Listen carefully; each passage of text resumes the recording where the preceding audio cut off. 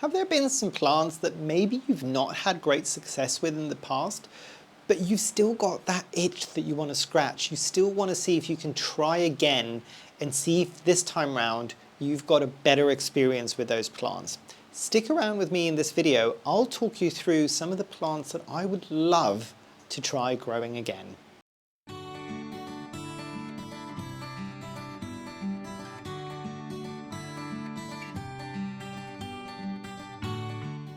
Hi, my name is Memo, this is my channel, Houseplantygoodness, and essentially it's a place where I like to geek out about my big passion. You might be able to see some of it behind me, it's tropical houseplants. So this is a good companion video for the other video this week. Quite how I'm going to bring them out, I'm not entirely sure. So this is the positive video. The other video that I have filmed is the negative video. The other video is the plants that I would never want to try again. But this is the video of the plants that I would love to try some of these plants again. I had okay successes with these plants. And again, like I did in my other video, please, please, please, if you've got some plants that you would like to try growing again, maybe ones that you've not had the best first experience with, let us all know down below and let's have that conversation. Obviously, personal opinions, these are the caveats with these videos, these are just my experiences with these plants, yours might differ, and that makes sense because it would be an incredibly boring world if we all had the same experiences, the same likes or dislikes. So without further ado, let's have a look at the first plant on the list. So the first plant is a begonia, and it's a begonia bipinnatifida, I think. I will add it at the top there. Hopefully, I don't think I've got a picture of my plant before it died, but I will put a picture here. This is a very, very, very cool begonia. Looks unlike most other begonias, and I'd never heard of it until I was speaking to Sarah, the plant rescuer, and I think I saw it on her Instagram, maybe it was one of her reels, and she was actually saying, you know what, these begonias are usually sold as terrarium plants. However, she's managed to grow it in household conditions, and I love a good begonia that's meant to be a terrarium plant, but actually grows okay in household conditions. I am also aware, before anybody says this, that this condition in here, where the humidity is currently 80%, is not regular household humidity. It's leaning more towards an actual terrarium. But that aside for right now, I'm just like, you know what, let's grow this, because at the same time, if I'm going to grow it in here and it's almost a terrarium and it's better than a household condition, it should love life. And I got one from Grow Tropicals, which is where she got it from a few years back. I have never had a plant die that quickly with me. And it's an interesting one because I think with that plant and the way that I grow most of my begonias, even the ones that need to be consistently moist, I will actually grow them in Soil Ninja's Anthurium mix. I love growing all of these plants in very, very airy, chunky soil mixes. They work well for my care. And I think, I got this plant at the wrong time of the year. Potentially I got it at the beginning of spring, so it wasn't warming up too much. It was staying wet for too long. And I think the grower that the Grow Tropicals guys were getting this plant from, they were using pure coco coir, I think, for this plant. And it might have worked well for the grower. It did not work well in my condition. And begonias, unlike a lot of these other types of plants, where they've got relatively thick roots and you can kind of remove the soil media and put a soil media that you feel comfortable with. As with most begonias, same thing with this begonia, it's got very, very fine hair-like roots. So realistically, and that could be the frustrating thing sometimes with begonias, you could always, if it's kind of a bit root bound, that's a good thing in this case, move it up to a bigger pot, just one size up, and then fill with the soil media that you like, which is a bit airier, but you will still always have that core of whatever soil it was grown by the kind of growers. For me, this is a plant that I would have loved, and I think it would have survived better in my case, because essentially it rotted away. And I think I watered it once since I had it, because I knew that it was a bit fussy with its water, and it's like, it's really, really sapping wet. and it's not taking up the moisture. At some point I was kind of thinking, oh, you know what, it's dry enough, maybe I should water it. That was the biggest mistake in the world. I should have left it for another 2 months of being non-watered and it would have been fine.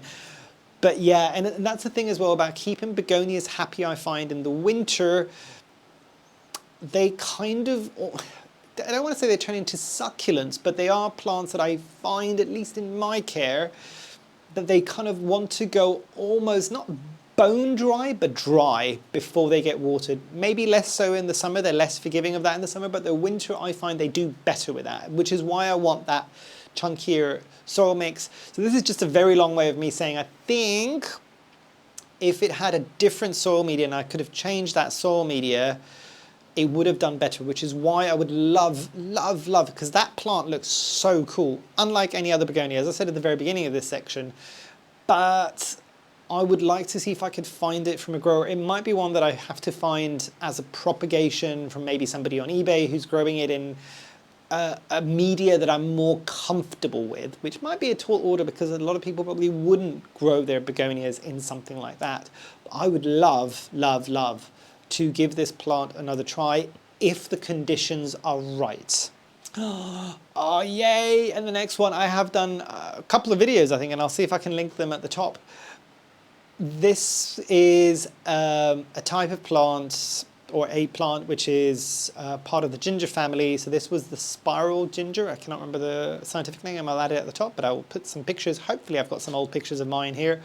Hoda, amazing, absolutely amazing. The leaves are really cool. I think I had the variegated version as well. They do the spiral thing. Mine bloomed as well, which was even cooler. The leaves smelt a bit gingery as well, which is cool. I think, can't remember if this is a true ginger and the one that we eat is the edible ginger, or if it's vice versa. The one that we eat is a true ginger and this is a more of an ornamental ginger. I cannot remember now. But these are not edible, basically. Like, you wouldn't be eating the roots of this plant. But wow, did this one get big. And I know this was a while back where it was a business that unfortunately no longer with us. It closed down just after the pandemic, after the lockdowns kind of finished, which was the Plant Den. And it was amazing. And I was kind of talking with the people at Plant Den. And I was kind of friendly with them towards the end before they closed down. And they were saying, you know what, this one, everybody else has struggled with to keep it happy. Maybe see if you can kind of do it. There was very little out there about caring for them in a household condition. And I think the videos that I did on the spiral ginger did as well as they did for me, and they had loads of views because, again, people were searching for it and there wasn't anything out there. I think since then, there's been a lot more videos out there of people trying different things and kind of talking about it, which was really cool. That plant for me was also the plant that I really got to put my experience with different types of plants into use by being able to do the 1 + 1 = 2. So there isn't anything written about this type of plant. Some basic information from like seller's website isn't great, but I could see this and this and this and this about this plant. So I know other plants that I have do the same thing or have the same structures and they like X. So if I do X on this plant, would it work? And it did. And that was the trial and error that I did with this plant. And it did amazingly. I got a very large plant. Like, I think I had a planter that was about this big and it was multiple growth points. It was absolutely huge. I even, instead of getting rid of it when it just became too big for my space, I actually put it out in my garden in the UK and it grew all summer long happily in the ground. In the winter it died back. And then at least for 2 or 1 summers, it came back. It came back, not anywhere near as much as it was. It came back. At some point it died off. I actually saw another, like, kind of more ornamental ginger, the one that's yellow and green. I can't remember. That's not the spiral one, but it's a different one. That one, I'd kind of planted out. Again, it was one of those things I'm just like, you are going to retire in the garden. Basically, you're going to die off in the winter. But I put it in the ground, and that one hadn't done anything for 2 years. This time around, I was mulching around and putting the garden to bed for the winter, and I found that it had a couple of growth points coming out. I'm just like, okay, you did well. You did all right. And the darkest part of the garden, underneath the tree, loving life. But yeah, spiral ginger for me really does have a very special place in my heart, and I would love to try it again. The reason why I haven't done it since then is because I know how big it can get and how much space it needs. I just don't have the space in here. Maybe the next move, I'm hoping the next move might be an interesting one where I potentially see if I can find a house that's maybe slightly further out in the country, maybe with a tiny, like maybe an acre or two of land, and watch me live my best homesteading life with a whole bunch of animals and like veg gardens and all these things. If I have more space like that and potentially the house might be a bit bigger and I've got somewhere that I can place it, I think at that point this is top of the list to be repurchased and regrown in a space, because I really enjoyed how it grew, what it looked like, how large it can get, and how easy it was after I figured out what to do with it. Just a super easy plant. Oh, the next one pained me so much when I gave it up. This one I think I gifted to somebody. This was when I was doing the conservatory refresh, and I've done a video about the conservatory refresh, but it didn't make the move. And essentially it wasn't I got rid of it, I think I gave it away, because it was just enormous by the end of it, and it was just taking up so much space. Philodendron, Prince of Orange. Oh, amazing, amazing plant. So underrated, so underrated, because I don't think I've got any other plant that comes in of that kind of orange plant. And I know everybody likes it around fall and around like Halloween because it's an orange leafed plant. It's very cool. But actually, you know what? I found it interesting year round. So easy, at least in my experience, to grow and care for, and that's a plant that I also grew in household conditions, in low light, in medium light, in bright indirect light. It did okay in all of these light levels. It got huge. It got almost to the same width as an entire shelf, and it was just taking up an entire shelf on its own, and it was like, you're taking up too much space, I need other plants in here. But I grew it for 3 or 4 years. It did amazing. I might even have a review of it, and I'll see if I can add it at the top somewhere there. Stunning plant, and I would love to get it back into my collection. Again, it's going to be one that I might get as a slightly more mature specimen, not as huge as I had it, but to grow it out to be huge, but I need a bigger house for that. Tell a true plant person where it's just like, oh, I need to find space for the plant. Let's go for a bigger space altogether, get more plants, yes? Yes. Do that. Bigger space, more plants, yes. But yeah, it's one that I would love to try again. I am a sucker for color. Orange is a close second favorite color after like a neon kind of like lime green. I love a lime green color. And then the orange is up there with like neon yellow. I like the neon-y colors. So amazing plant. I would love to grow it again. The next one might surprise some of you, and it is a Scindapsus, and this is Scindapsus Moonlight. And I know there's a dark form as well.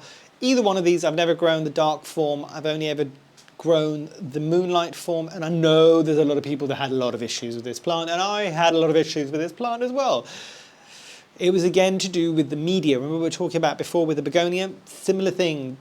A lot of them came onto the market. They were in very dense soil. If you were able to get it out of that almost immediately and put it in something very light, it did a lot better. My one unfortunately succumbed to a lot of mealybugs, and it was passing the mealybugs. It might have been one of the vector plants. That means I'm constantly dealing with mealybugs now because they kind of got everywhere. That was one of them, including another ficus that I had. So that's the reason why I had to get rid of it. Is it the fastest growing plant in the world? No. Is the silveriness kind of cool? Yes. Can you get it to trail and be quite large quite easily? Yes and no, my experience. I know this is not a plant that has been super easy for a lot of people. And I also know that this is a plant that there's a lot of people that I think are going to be surprised that I'd say I'd want to grow this again in my collection, because a lot of people I know from comments that have been sent to me is one that this really kind of knocked back their kind of confidence. This is one of those plants that knocked back their confidence, thinking it was going to be an easy plant, where it really kind of wasn't. But I like a good challenge, I do, and it was an interesting enough plant that I would want to try it again. I do like a good silvery plant, and this one to me was interesting. More interesting than a lot of the Scindapsuses. On the flip side of that, I will say this as well, because I haven't had one of these for years, but a Scindapsus Pictus exotica, I think, or Scindapsus Pictus, I think it's Pictus. The more kind of common form of the Scindapsus, the one that a lot of the times is being sold as a velvet pothos, I think. That one I had in the very beginning of my collection. I don't know why I got rid of that. It never died. I got rid of that one, but I would love to grow that one again. That one was a very, very cool plant, and it was one of the plants that I gifted to a lot of people as well. And I think all of them, none of them are plant people, all of them have still got it in their care, and it's doing really well for them, which should tell you something. This is not the Scindapsus Moonlight, obviously. This is a slightly different one. But yeah, Scindapsus, maybe I need to get back into trying some of them as well. Again, the trailing aspect of that is a bit tricky in this space. So if I have a bigger space, I think that would be one that I would try. Oh, and the next one, I'm so truly saddened that I don't have in my collection anymore. It was getting too big for the space. I took it out for the summer, and it wasn't a retire outside for the summer, but I took it out for the summer because it was struggling with a lot of mealybugs. It was quite close to the Scindapsus that I was just talking about before. And I even got this to bloom, and I'll see if I can get a picture and put it here of the bloom. This is the Fern-leaf Cactus. It's very tricky to take a picture of, so hopefully I might find some pictures of my own. If not, I'll see if I can find some online and kind of reference them down below as well. Oh, I loved that plant when I first saw it. I loved growing that plant. I was truly saddened when it didn't survive, because that was meant to be coming back in, and it just never made it back in, and it kind of died off. But I would love to grow it again. The biggest issue I have at the moment is, again, for the people that have been here for a while and they saw the original conservatory was a wooden conservatory, I had some beams above my head, and I could put more kind of hanging basket type plants, and that one was growing from there. The new conservatory, which is a UPVC thing, I can't even attach anything to that because it just won't. I can't drill through it, can't do anything like that, so I don't have the space to truly have it hanging. And I wouldn't want to have it as just like a floppy desk plant. So a plant that's kind of, I'd like to grow it a bit more the way that it's meant to be grown, so kind of more pendanty type growth. But yeah, stunning, stunning plant. And if I ever do get that dream house that I was talking about, if I ever get a house that maybe was an old barn conversion or anything like that, they tend to have really high ceilings. Sometimes they'll get them with skylights. If I do find and move into a property like that, or something with a skylight that I can hang things from, this is going to be a plant that 100% is going to go there. And I'd love to see if I can get it to bloom again. There was a lot of people that reached out when I first managed to bloom that plant from all over the world, saying, how did you manage to do it? Because I know that this is a plant that can be challenging for some people in the northern hemisphere to get it to bloom indoors. I will say the same thing now that I said to all of those people then. I don't know. I think I managed to get the temperature to drop. It was around the time when things were getting really expensive for heating, and the temperature dropped a bit in this space at night, more so than I would have normally been comfortable with, and it maybe triggered it to start blooming. And I got a couple of blooms off it, actually. So that's why I always say sometimes letting the temperature drop ever so slightly to the point where your plants can handle it might not necessarily be a bad idea, because some plants that might have not have done so well for you might reward you with something like a very rare, in some cases, bloom. So yes, the Fern-leaf Cactus for me, 100% I would like to re-add to my collection. The next one is one that kind of dovetails in with the other video, because in the other video I mentioned a Cissus that I would never want to re-own again, but this is a Cissus that I would love to re-own again, which is the Cissus amazonica. Nice, thick, more leathery, kind of more succulent leaves. There's a slight silvery sheen to them. It grows like a weed. The issue that I had with my one, and the reason why I had to go, was because, again, it just ended up getting so many mealybugs to the point where it was just not easy to deal with that plant anymore. I grew it in household condition and it grew fine. It's the moment that I decided I'm going to be smart with this and bring it into my conservatory. It's going to love the humidity. It's going to love everything. It's going to do so well in here. And it did. But so did the bugs. Interestingly, when I had it in household, when it was nowhere near anything with mealybugs, it did a lot better. So that would be a plant that I'd potentially consider growing, kind of hanging somewhere more in my house, just to keep things a bit more interesting, more so than something like a golden pothos or anything like that. For me, that's a much more interesting looking plant. Do I think it needs strong light levels? So it's probably going to be around a window that gets a little bright light. Yes, I think. But yeah, it's one that I always kind of look at whenever I go to like a garden centre. It's not a particularly difficult one to find, at least not in my area. And you do occasionally see it coming up and I'm just like, oh, do I pick it up? No. Do I pick it up? No. Do I pick it up? No. I don't know where to put it. And I'm not at the stage now where I could have it, but at some point in the future, I am definitely repurchasing a Cissus amazonica and growing it wild around my house somewhere. I think that would be absolutely amazing. It's just a shame with the pests, and I'll see if I can find a picture, because I specifically took a picture of this when I was on summer holiday in Greece this summer. I'll see if I can add one here. There's a beach cafe that I go to every day, because I go to the beach there, and there's a cafe that I go and have like my lunch after I've been at the beach most of the day, and they have always grown a form of Cissus. It's not any of the ones that we would be seeing here as ornamental. I don't think it's an actual grape variety that like would grow edible grapes. I think this is another ornamental one, but one that you would have outside in Greece, and it was covered in mealybugs outside in Greece. So I think it's one of those things that this plant might get, and it's okay. It never, by the way, the mealybugs, this was one of the plants that got mealybugs, the same as the Scindapsus.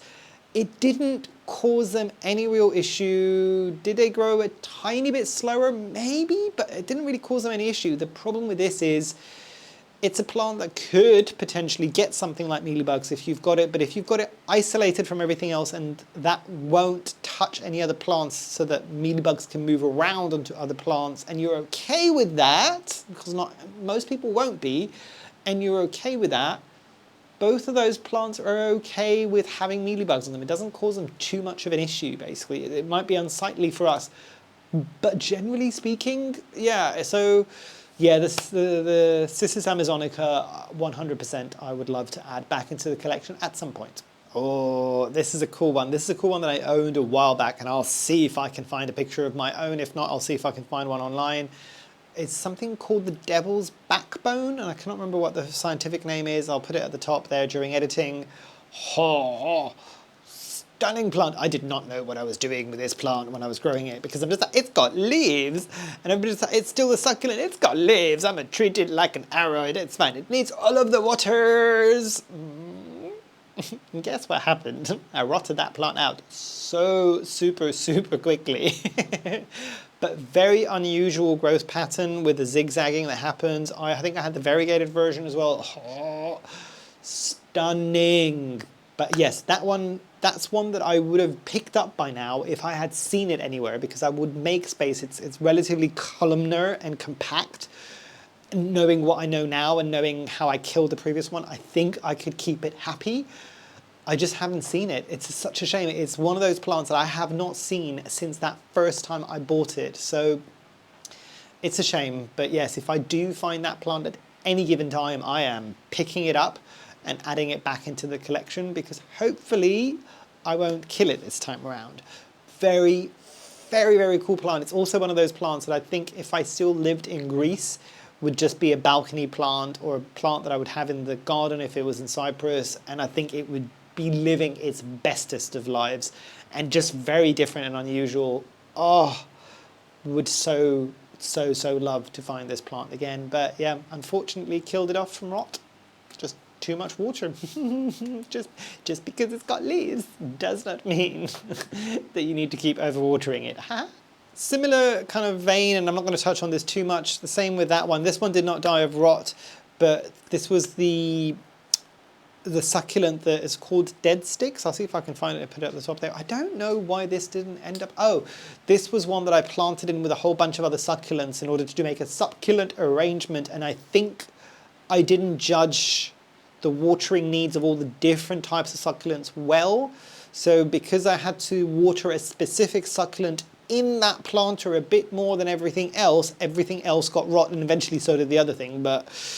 And I lost it that way. And this is one that you do occasionally see crop up, and I do, you know, I love a weird plant. I mean, this thing looks like dead sticks. It's not for everybody. It's not for everybody. So super cool. I think it's a euphorbia. I can't remember what it's called exactly, but I'll see if I can find it and put it at the top there. Stunning plant, 100% would re-add to the collection if I found it. 2 more to go. One, which is a mistake that I did a while back, and hopefully I've got either a picture or a video when I unboxed it from Ecuagenera, thinking I was buying the Anthurium waterburyanum in order to maybe cross-pollinate it with the Queen Anthurium, but I got the wrong thing because this dum-dum didn't check the name properly. The Anthurium watermalinse? I think it came with the queremalense that is here, which by the way is growing a new leaf at the back there, which is even bigger than this one here. So I am over the moon. But yeah, the watermalinse it struggled from day one. I think it had a bit of root rot. I didn't catch it early enough, and eventually it just died a death. I tried when it was it had a tiny bit of rootage. It was still a decent stem on it as well, with loads of different nodes on it that all seemed really healthy. I put it into a prop box thinking, you know what, maybe I can resurrect it from the dead. No. That rotted away so quickly. So that became more of a thing for me. And I think it was an interesting looking plant. Do I think it's unique in relation to some of the other plants that I've got in here? No. But you know when you get something stuck in your head, and I'm a tourist, so I'm stubborn as all get out. Yeah, like this is a plant that has become my kind of personal challenge, that I'm just like, no, I will not be beaten by that plant. I want to find that plant, repurchase that plant, and see if I can keep it happy.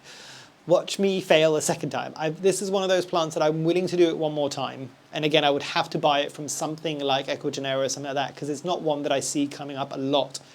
Here, memo, maybe there's a reason for that. Maybe it's not an easy plant to ship, or all these different other things. So time will tell. If you've ever grown a watermalinse Anthurium, let me know down below. Let me know what you did with it, potentially, to see if you've kind of kept it happy. But I just killed that so super quickly, it wasn't even funny. And the last one might surprise you. I don't think I did a review on this, but I think I did a couple of videos on this many years back, which is the Sophora little baby, I think it's called.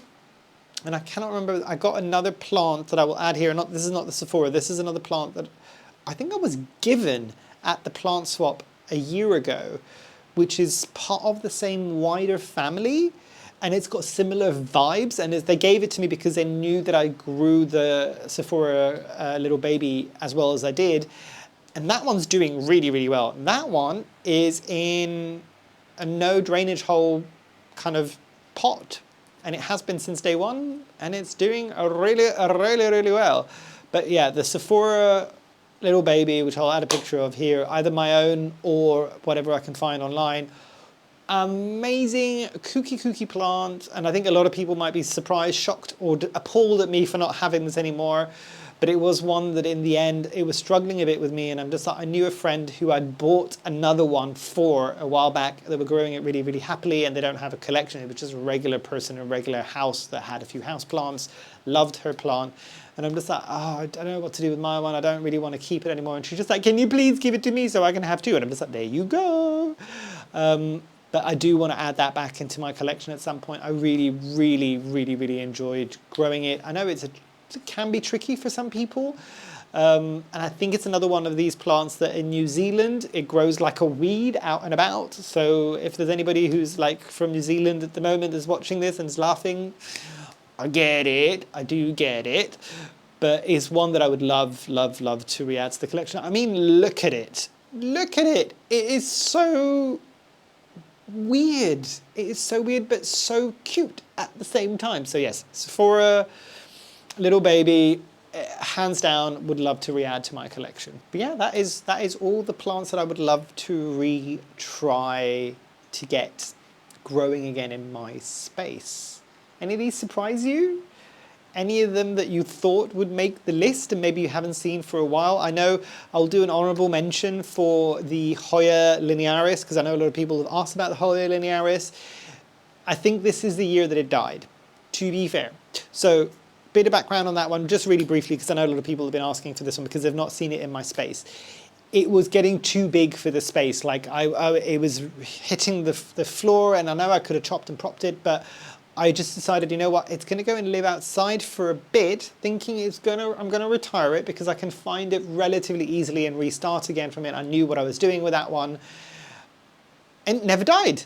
It spent 2 winters out in the UK's cold, cold weathers. Maybe on the coldest days I'd move it into the greenhouse for a tiny bit and then just move it back out. Fine.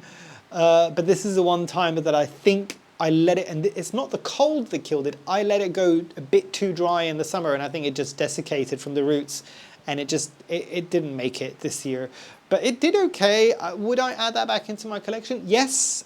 But again, I need more space. Maybe in the next move, I'll have something that has maybe higher ceilings, maybe with that skylight that I was talking about before, and I'll grow it there because the blooms, the smell from the blooms of the Hoya linearis, stunning at night.